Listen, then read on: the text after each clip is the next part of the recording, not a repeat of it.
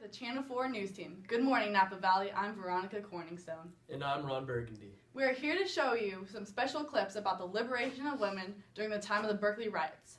The women's liberation movement was sparked by the men's return from war. All the jobs that had been done by women during the war were now taken back by the men, and the women were left to be nurses, teachers, and secretaries. Now for a special interview. Hello, Whitney Sawney. I'm Rick Johnson, and I was wondering if I could ask you a few questions about the main points in your article about women from the 60s. Yes, of course. I would love to spread awareness and clarify any questions you have. Where would you like to begin? My first question, what was the life like for women in the 1960s? Well, imagine the life of a woman before the 1960s. Her life had been difficult, denied basic rights, trapped in the home her entire life, and discriminated against in the workplace. Then, the 1960s came along, and the thought that women could have a say in government, that they could perhaps leave the home without feeling guilty about their children, and they could receive a job and earn wages like men. Okay. But this didn't happen. Second question, what was something that helped women pursue these changes? The women's liberation movement of the 1960s helped all these changes to come about. Some extremist women made a freedom trash can and filled it with representations of women trapped in the home. They threw objects like heels, bras, girdles, hair curlers, and magazines like Cosmo, Playboy, and Ladies' Home Journal in it.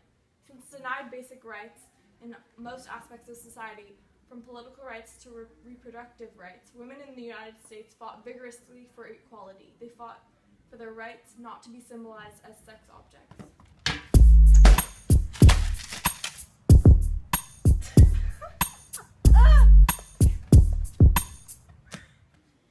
Another question, when did men start to think of women as equals?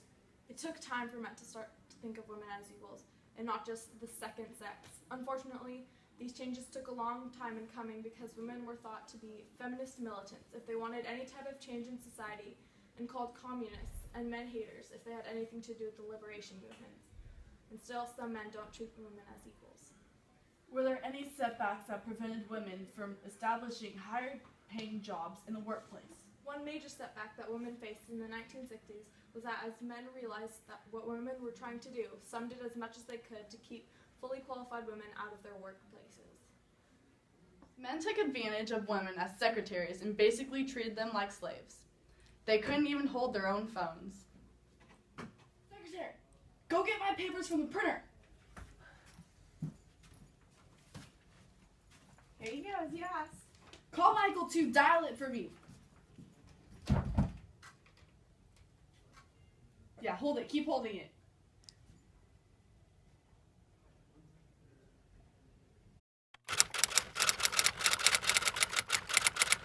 Secretary, go get me coffee and don't make it dark like last time. Yes, sir.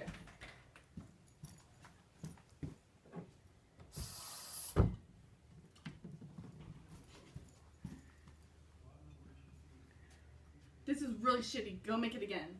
I'm sorry.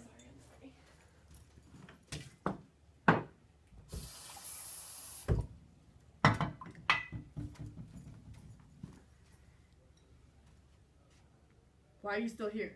Leave. Go do your job. Secretary, go answer that. Hello? They want to speak to you. Yeah, this is he. I don't care about your problems, okay, right now? I'm trying to do my work. No. Oh my God, Secretary, just hang up. Hang up. Is that all? Yeah, just... No, go get me papers from the printer. I asked you like 5 times already. Come here. I have a name. Do you want to earn extra pay? Go get it.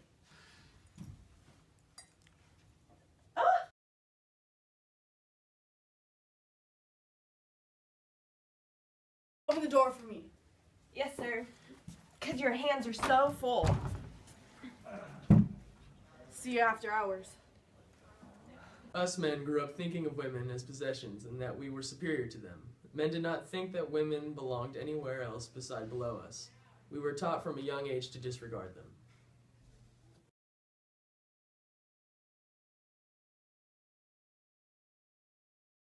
Okay, guys, so in life, there are men and women. Yes. okay? Women, it's a basic pyramid. Women are at the bottom of the pyramid. That's right. Men are at the top.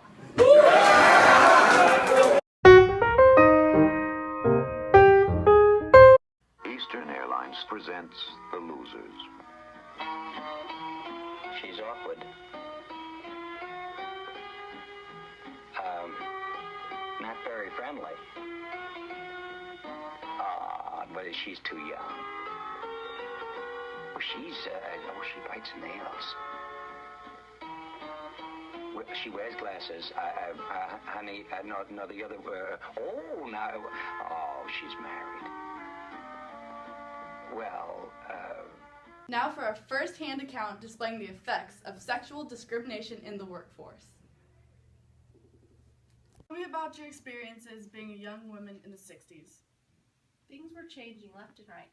5 years earlier, I was being told by my mother and father that I better start looking for a husband because there was no way I was going to get a job. I was going to be a mother and a wife and nothing else. And I was prepared. Then all of a sudden, like a light bulb went to the brains of the government. Kennedy established the Commission on the Status of Women, and although it wasn't perfect, it was a step in the right direction.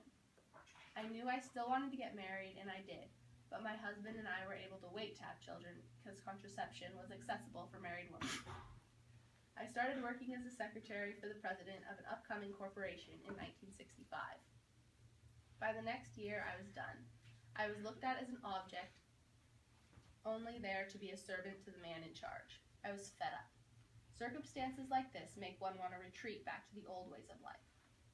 After I got fired from refusing to pick up my boss's dirty napkin he threw on the ground, I couldn't find another job. When I would question about wages and conditions, I would be turned away right there and then. The torture I endured as a secretary made me very cautious of any other job I chose, and since women were still treated with so much disrespect, I never got another job.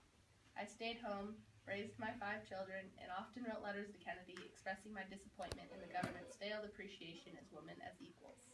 I became involved in the Berkeley riots by getting together with friends and rallying in the streets. It wasn't much, but it was something, and every little something counts. In Berkeley, the women became so frustrated with how they were treated and viewed. They wanted to break the stereotype through ways of liberation. They were sick of being seen as sex icons and wanted to be able to get higher paying jobs.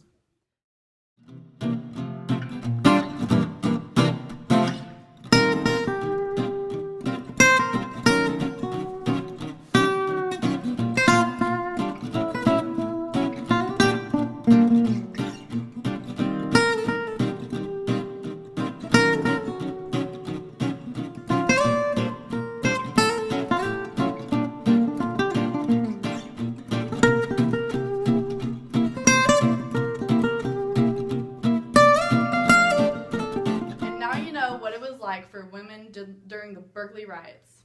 You stay classy, Napa Valley.